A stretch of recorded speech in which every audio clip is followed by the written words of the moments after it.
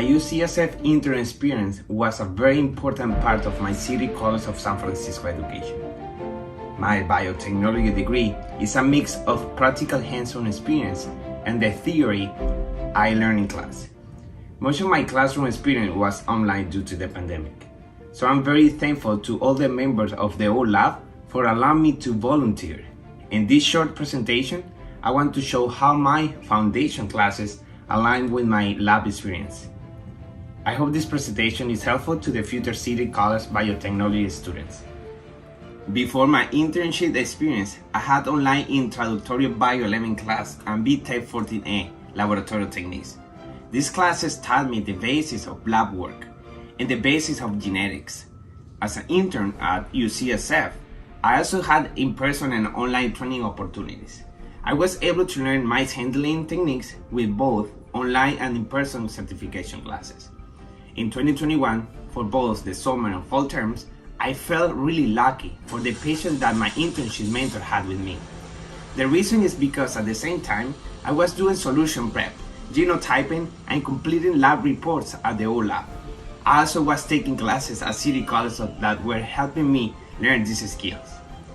In the O Lab, I had the opportunity to create buffer for OGL electrophoresis. BTech 10AA, the practical math class, was a good foundation from 2020. And then in Chem 32, chemistry, I was able to get more practice. Serial dilutions are so important, so all this practice helps. A big part of my internship for the past 7 months was genotyping the mice. So the O Lab knows which one to use for the experiments and for confocal microscopy. I actually did this one the first time at the O Lab, and while I'm still not perfect with PCR, I have gotten better at pipette techniques and careful lab handling. That helped me do well in Biotech 21 Foundation of PCR. Finally, an important part of lab work is explaining what you do, what went well, and what went wrong. I got practice in lab reports in many classes, and all lab reports and reports from Biotech 115 were very similar. For the next few minutes, let's take a deeper look at each area of this work. Training for hands-on techniques is very important. At City College, you have an opportunity for some hands-on techniques, but at UCSF, I had even more opportunities. One example is that I was able to take an additional training course for mice handling.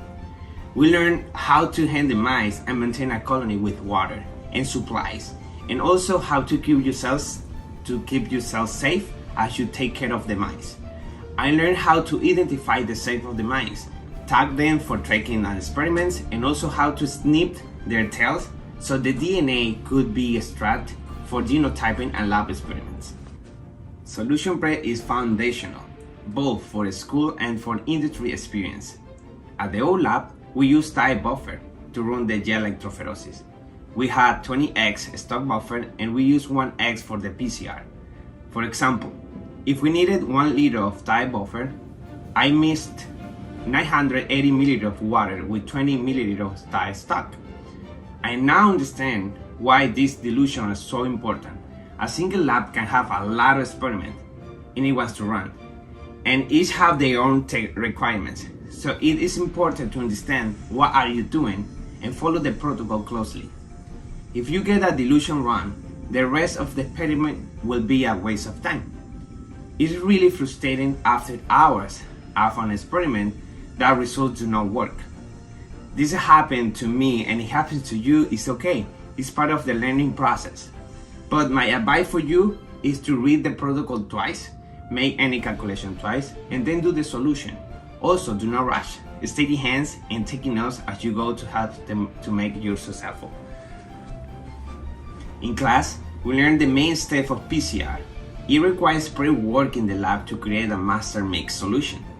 Then, using a thermocycler, we complete the denaturation, annealing, and station processes. In denaturing, the heat breaks the hydrogen bonds of the original DNA sample and separates the DNA into single strands. At the annealing phase, the DNA is cooled to between 50 and 60 Celsius, allowing the DNA primers and DNA polymerase enzyme to bind to the strands of DNA that were separated by the heat. At this point, the nucleotides A, T, C, G from the added mixture solution will pair with the individual separated strands of DNA. Once joined together, they form a new complementary strand of DNA. This is the station phase. Then we are ready for my favorite part, running the gel electrophoresis. We place the DNA in a gel and 1 kilobase ladder to be able to measure their results. After about 45 minutes, we place the gel in a UV machine and check the length of the DNA segments. You can see that I used a few DNA illustrations in this presentation, and there are two reasons for this. First, a lot of my internship had to do with DNA genotyping. I think my education and internship and DNA have a lot in common. DNA is made up of a lot of parts, just like my education with City College and UCSF has had many parts. And when all the parts of DNA is put together, it can do some impressive things. I learned a lot of pieces of working in a lab, and I think as I continue to put these pieces I learned together, I will be able to do more amazing things.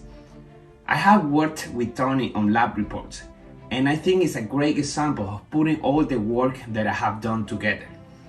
Right away, we start with why we are doing the work. We want to determine the genotype of mice so they can be used for future lab experiments. And we make sure to make the protocol clear so others know what we did and how we did it. Next, we have to clearly identify the mice we are working with. We use a proper animal handling, mark the animals we will use, make sure we choose the right ones, and we cut the tail to extract the DNA. Next, we have to clearly label each tube in each gel with the mice IDs. When we run the PCR, we include the PCR results that are labeled both for the mice and the genotype from the PCR results. I have had many moments where I hope everything on PCR looks great. Seeing good results is like getting your favorite gift on Christmas. Getting bad results are a little sad, but it's still a learning experience.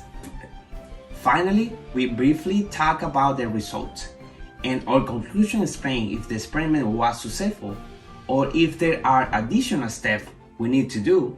Sometimes experiments have to completely be redone, but most times the results can be used for the lab. Both at City College San Francisco and at UCSF, I have had experience getting great results or getting results that mean we have to redo part of an experiment. And I'm confident that my techniques have gotten better over time. For me, I can see my next step being a part of a lab with clear protocols where I can get more experience following procedures, but I'm not on my own for the analysis yet. Between the start of my internship and the end of my internship, I have become more confident with lab techniques, and I know I can really help lab teams be successful. Remember to do your best, prioritize yourself, and do not rush your pace of learning. Practice makes perfect in time, and remember to have fun. I hope this presentation was helpful to you. If you are a current student at UCSF considering an internship, I hope this presentation showed how helpful they can be. Thank you.